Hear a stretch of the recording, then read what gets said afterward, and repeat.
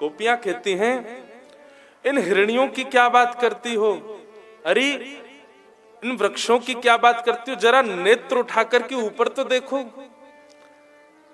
हम मानवों की और जीवात्माओं की बात कर रहे हैं, परंतु यहाँ श्री कृष्ण के वेणु रव को सुनकर के आकाश में अनंत विमान खड़े हो गए हैं। बोले किसके विमान हैं? बोले देवी देवताओं के विमान हैं। और देखो तो सही, कृष्ण की वेणु की ध्वनि सुनकर के आकाश में जितने भी विमान खड़े हैं, उन विमानों में जितनी भी देवांगनाएं खड़ी हैं, जिनके सौंदर्य पर तीनों लोक वारी वारी जाते हैं, ऐसी देवांगनाएं भी श्री कृष्ण के मधुर वेणु का रव सुनकर के मूर्छा को प्राप्त हो रही हैं। ये सब भी मूर्छित होती जा रही हैं। जैसे इन युवतियों को श्री कृष्ण दिखते हैं, उनका स्वर सुनाई देता है, उनको मूर्छा जैसी होने लग जाती है। वे यह भी भूल जाती हैं कि वो एक देवनारी है। अरे ठाकुर जी के रूप को देख करके कोई मानव बावला हुआ हो, कोई जीव बावला हुआ हो, जड़ वस्तु चैतन्य हो गई हो, यहाँ तक कि नहीं, श्री कृष्ण का स्वरूप ऐसा है, श्री कृष्ण का वेणु रव ऐसा है कि देवी देवता भी आकाश में मूर्छा को चले जाते हैं। मूर्छा में जाने का मतलब क्या है? बेहोश हो जाते हैं? नहीं, मूर्छा में जाने का मतलब है जहां देह के अभिमान से परे हो जाए व्यक्ति।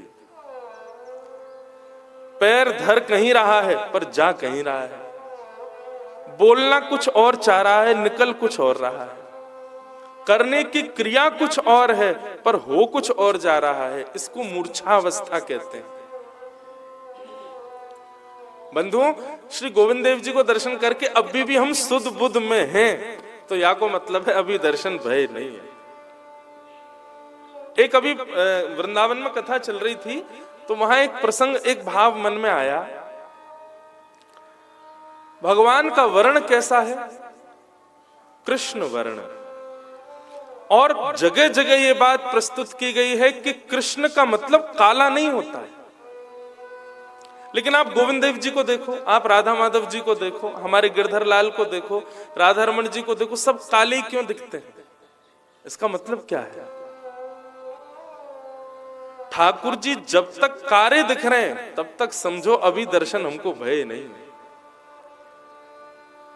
वो काले नहीं है, वो कृष्ण वर्ण के हैं। और कृष्ण वर्ण काला नहीं होता, सांवला नहीं होता, वो कुछ विचित्र है। वो ऐसा है कि एक बार यदि दिख गया तो उसी के प्रति आकर्षित रहोगे। जब तक श्री कृष्ण श्याम वर्ण के, काले वर्ण के ही दिख रहे हैं, तब तक समझो हमको दर्शन नहीं हुए। जिस दिन ठाकुर जी के वर्ण में परिवर्तन दिखने लग जाए, जिस दिन गोविंद काले से कुछ और दिखने लग जाए, इस एक ऐसा आकर्षण उनके भीतर से आच्छादित हो कि नेत्र फिर किसी और को ना देख पाए, वो श्याम वर्ण नहीं होगा, वो काला वर्ण नहीं होगा, वो कृष्ण वर्ण होगा। वही असली रंग है ठाकुर जी का।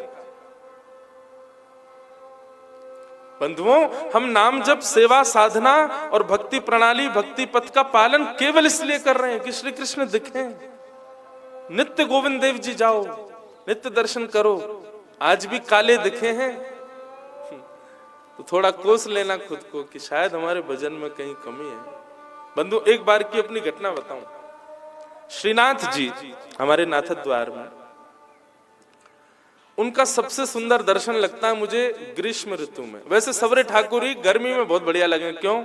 इनके वस्त्र कम है जाएं, नेक नेक कम वस्त्र। हमारे राधा रमन जी तो पूछो ही मत, नेक्सी जी कॉपीन पहने बस, और कुछ पहने ही ना है।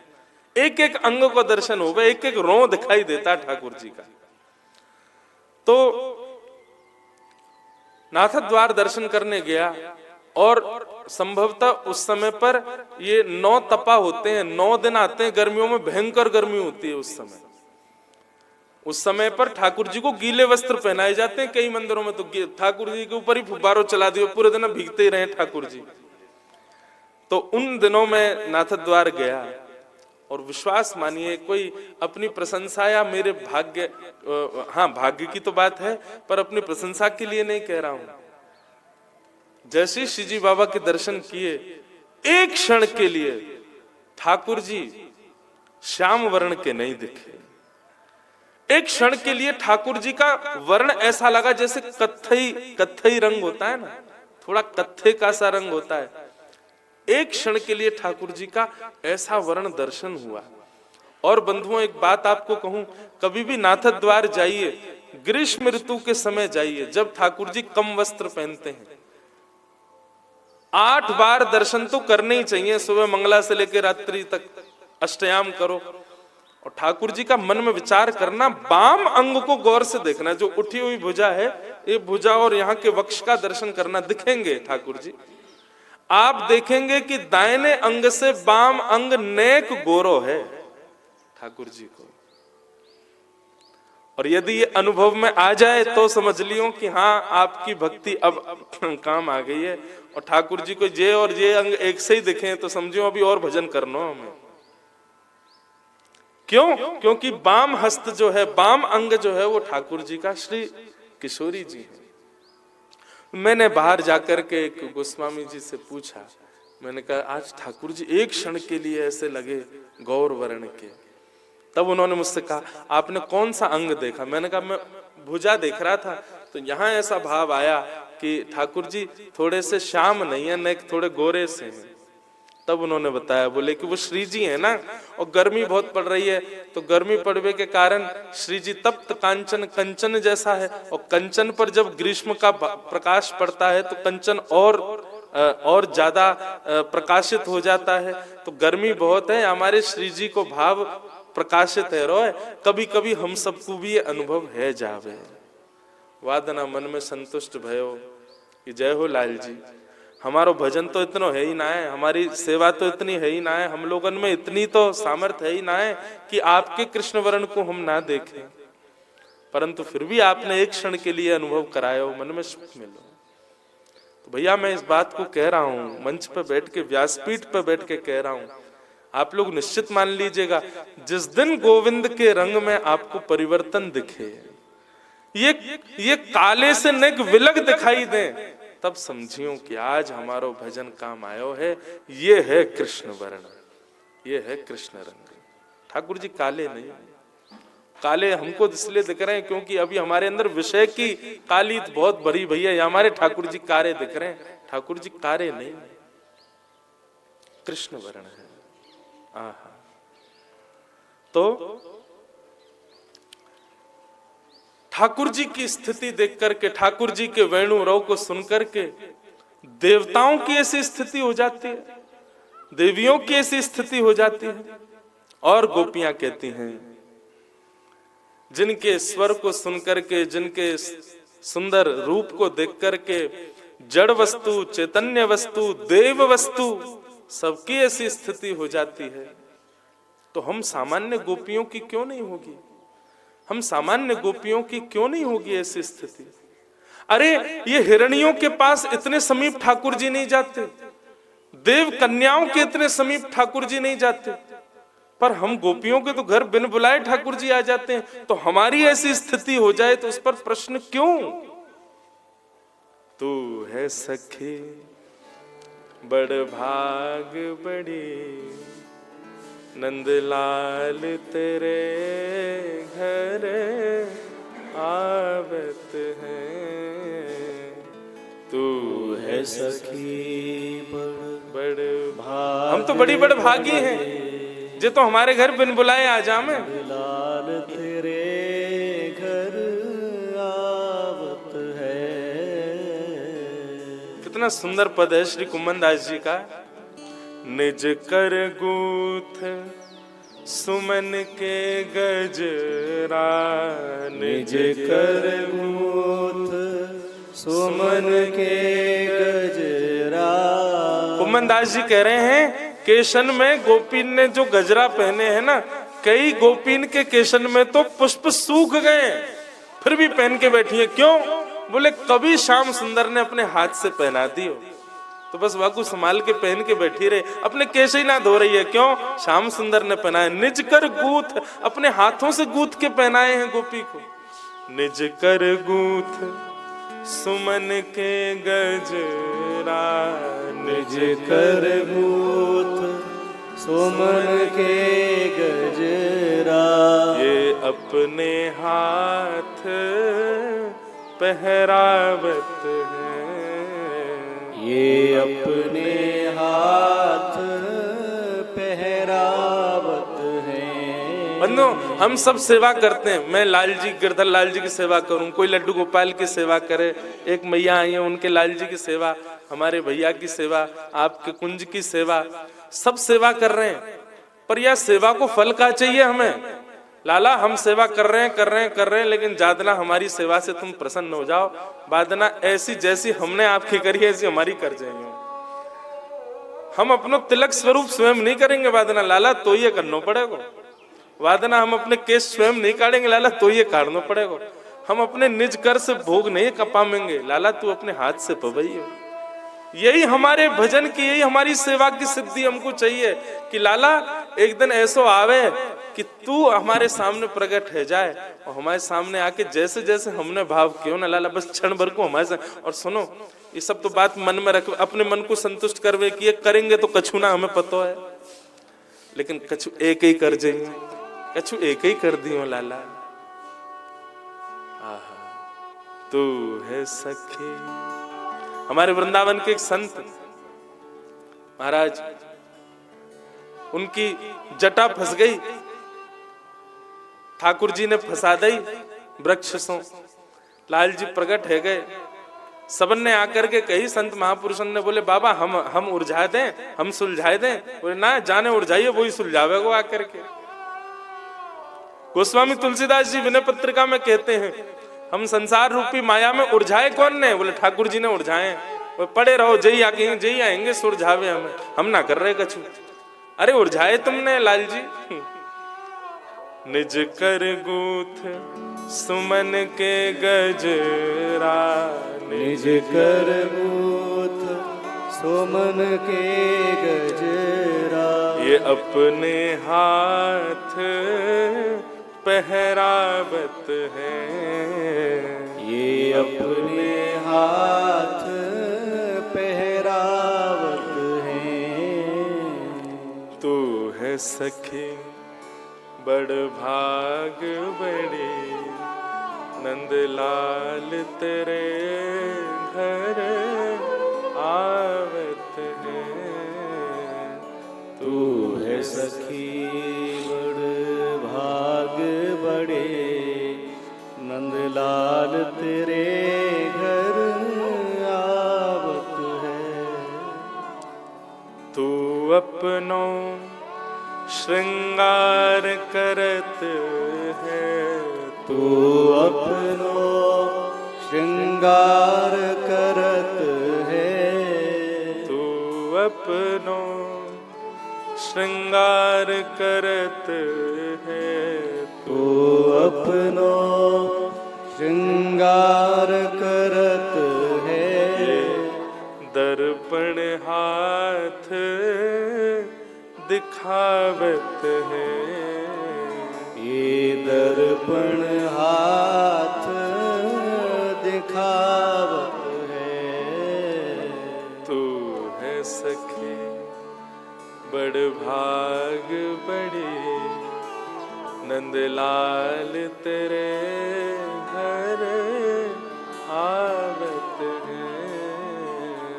तू है सखी बड़ भाग बड़े, नंदलाल तेरे घर आवत है। और सब कोई इनको यश गावत, सब कोई इनको यश गावत। सब कोई इनको यश गावत। सब कोई इनको यश गावत। पर ये तेरो यश गावत है, ये तेरो यश गावत है। भैया एक बात मेरी निश्चित मानियो, यहाँ जितने भी श्रोतान के सिर पे उर्दपुंड है ना, जितने भी तिलक करके बैठे हैं, गले में कंठी माला पहन के बैठे हैं, जो तिलक कंठी माला में नहीं बैठे हैं, मेरा उनसे कोई बैर भाव नहीं है, पर निश्चित है कि अपने मस्तक पर उर्दपुण्य लगा के बैठे हैं, ब्रजरज लगा के बैठे हैं, गले में कंठी पहन के बैठे हैं, आप निश्चित मान लियो पूरे दिन आप कछु करो ही ना हो, ठाकुर जी ही आपके निज कर से सब सेवा करवा रहे हैं। अरे ये तिलक लगावे की सामर्थ मुंह में कब से आ गई? मैं तो महापतित पापी जीव, ये तिलक में कैसे लगा सकूं? ये तो श्याम सुंदर ही लगा के जामे, हमें लगे कि हम अपने निज कर से लगा रहे हैं, पर नहीं, ये तो ठाकुर जी लगा में। ये जितने भी वैष्णव वेशधारी हैं, ये अपने निज कर से कछु क्रिया ना करें भैया, ठाकुर जी ही उनके चित्त में बैठ करके सब क्रिया उनकी करें। ठाकुर जी हमारी उल्टी सेवा, अरे बड़ो छलिया है, छुप छुप के सब काम कर जाए, हमारी सेवा कर जाए, हमको भोजन पवा जाए, हमको तैयार भी कर दे। और सुनो, हमारे तिलक को देख करके, हमारे वेश को देख करके, अरे हम जा मार्ग से निकले, चार लोग चर्चा करें, उन चर्चा में दो निंदा कर रहे हैं तो दो हमारी स्तुति कर रहे हैं, तो दो स्तुति कर रहे हैं, वो भी श्याम सुंदर ही करवा रहा हूं हमारी। सब कोई इनको यश गावत, सब कोई इनको यश गावत, पर ये तेरो यश गावत है, ये तेरो यश गावत है। कुंभन दास लाल गिरधर के, कुंभन दास लाल गिरधर के, ये तो तेरे ही हाथ बिकावत है, ये तो तेरे हाथ बिकावत है। तू है सखे बड़ भाग बड़ी, नंदलाल तेरे घर आवत है। तू है सखी बड़ भाग बड़े, नंदलाल तेरे घर आवत है। गोपियां कह रही हैं, अरे हम दूसरों की स्थिति देख रही हैं, वृक्षण की स्थिति देख रही हैं, देवीन की स्थिति देख रही हैं, हिरणीन की स्थिति देख रही हैं, और फिर अपने आप को कोस रही हैं। अरे कोस काहे को रही हो? ये सब तो वो हैं जो कृष्ण को कभी स्पर्श भी ना कर सके। जब उनकी स्थिति ऐसी है सके, तो हम गोपी तो नित्य रहे में उनके साथ। अरे वो बिन बुलाए आ जाए हमारे घर, हम लोगन की स्थिति क्यों नहीं होगी? तब ये गोपी कहती है, अरे गावश्य कृष्ण मुख निर्गीत वेणुगीत, पीयूष मुत्त भित कर्ण पुटे पिबंत्य, सावासनुस्तन पय कवलास्मतस्थू, गोविंदमात्मनि दशा शुक्लास्पृशन्त्य। गोपियां कहती हैं, अरे हम लोगन की जैसी एक और गोपी है। बोले कौन? या ब्रजमंडल की गैया। जितनो सुख ठाकुर जी ब्रज की गोपी को दे में, उतनो ही सुख ठाकुर जी वहां से अधिक सुख गैयान को दे में। गोपी कह रही हैं, ठाकुर जी जब वेणु रव करते हैं वन में जाकर के, तो जिन गैयान को वो चरावे ले गए हैं, हमको तो आश्चर्य रो वो चरके से ले में है? जा वंशी को सुनकर के जड़ चेतन की स्थिति विचलित है जाए, ये गैया चरके कैसे आ जाए? तब दूसरी गोपी कह रही, अरे दृष्टि डाल के देख तो सही, कहा स्थिति है रही है। बोले गैया जैसे ही घास मुंह में लेवे और जैसे ही कृष्ण वेणु बजाने लग जाए, तो गैया की स्थिति कैसी? गैया के कान बिल्कुल स्तब्ध है जाएं और अपने नेत्रन को कटाक्ष करके जहां श्याम सुंदर बैठे हैं वहीं देखे, घास मुख में ही लगो भयो, चरणों ही भूल जाए गैया। और तो और स्थिति कहा है जाए, जब गैया प्रेम पुलकित होवे ना, जैसे हम लोग प्रेम पुलकित होते हैं तो हमारे रोए खड़े होते हैं, गैया जब प्रेम पुलकित होती है तो उसके थनों से अनायास दुग्ध निकलने लगता है, बिना स्पर्श के दुग्ध प्रवाह होता है। आहा, जब प्रेम पुलकित गऊ भई है तो घास वाके मुख में ही रह गई है। नेत्रन से वो श्याम सुंदर को देख रही है, वाके थन से दुग्ध अपने आप पे निकल करके बह रहे हो है, थनन से अपने आप दुग्ध निकल रहे हो है। आहा, वाह दुग्ध को देख करके बछड़ा दौड़ करके आए हैं, बछिया दौड़ करके आई हैं, और बछड़ा बछिया दौड़ करके आए और आकर के अपनी मैया के थनन में मुख लगा ले में, लेकिन छोटे बालक है ना, अबोध हैं। जब मुख में थन ले लियो, वाके बाद ठाकुर जी की वेणु उनको सुनाई दी, तो अरे भैया गैया तो नेक बड़ी है, आयु में थोड़ी बुद्धि तो होएगी, या हमारे कृष्ण प्रेम में उन्मुक्त है गई, पर ये छोटे छोटे बछड़ा बछिया इनकी स्थिति देखो। बोले जैसे ही दुग्ध मुख में गयो, इतने में ही कर्ण रंध्र में कृष्ण वेणु रव सुनाई दियो। अब बछड़ा बछियान की स्थिति ये गई है कि मुंह में दूध भर के घूम रहे हैं, ना तो वह को पी पा रहे हैं और ना वह को उगल पा रहे हैं। बोले उगल क्यों नहीं पा रहे? बोले उगल या मारे नहीं पा रहे कि भैया कृष्ण वेणु रव सुनकर के मैया के थनन से अनायास दूध निकलो है, यानी कि ये कृष्ण प्रसाद है, उगल ना सके। तो पी क्यों नहीं पा रहे? बोले पीवे में इतनी दुविधा है रही है। बोले कि पीवे के काजे थोड़ी देर को मन गले पे लगाना पड़ेगा और दुग्ध को भीतर रखना पड़ेगा, और या वेणु रव से एक क्षण के लिए भी मन हटे, ये हमारी स्थिति नहीं है। कितना सुंदर भाव, छोटे छोटे बछड़ा बछियाओं का मुख में दुग्ध भर के पूंछ उठा के ठाकुर जी की ओर देख रहे हैं। ठाकुर जी बंशी बजा रहे हैं, ना दुग्ध का पान कर पा रहे हैं, ना दुग्ध को निकाल पा रहे हैं। बंधुओं, अगर कोई ये बात कहे, इससे क्या सिद्ध हुआ? यदि कोई ये बात कहे कि मैं कर्म करता हुआ भजन का मार्ग अपना रहा हूं, ठीक है, कर्म तो करना ही है, पर यदि आप ये सोच रहे हैं कि आप संसार को भी रख लो और श्री ठाकुर जी को भी रख लो, ये दो काम एक संग नहीं हो सकते हैं। एक को तो थोड़ा थोड़ा ही सही, 2-2% करके ही सही, नेक नेक तो त्याग करना पड़ेगा, एक मार्ग को तो छोड़ना ही पड़ेगा। हम ये ना कह रहे पूरा छूट जाए, पर नेक नेक तो छूटेगा, क्योंकि जैसे जैसे रस बढ़ेगा तैसे तैसे स्थिति ये हो जाएगी कि अब संसार की क्रिया करवे के काज मन चित्रवृत्ति ठाकुर जी से हटानी पड़ेगी, और एक क्षण के लिए भी मन वहां से हटे, ये आपसे सहन नहीं हो पाएगा। जो स्थिति यहाँ बछड़ा बछियान की भई है। आहा, गोपियां इस रूप का वर्णन कर रही हैं।